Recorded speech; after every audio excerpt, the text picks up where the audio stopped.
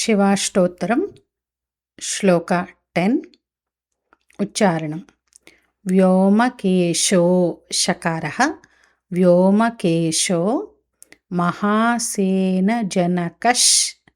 చారువిక్రమః జనకశ్చారువిక్రమః రుద్రో భూతపతి భామహాప్రాణ భూతపతిః విసర్గః ఏమవుతుందంటే సకారం ఉంది కాబట్టి దాని తర్వాత విసర్గ సకారం అవుతుంది. అందుకని అది భూతపతిస్ స్థాణు థా మహాప్రాణం తథ భూతపతిస్థాణు రహిర్బుధ్నియో బుధ్న్యో బుధ్నియో దిగంబరః అహిర్బుధ్నియో బుధ్నియో ధకార నకార యకార 3 శబ్దాలు వినిపించాలి.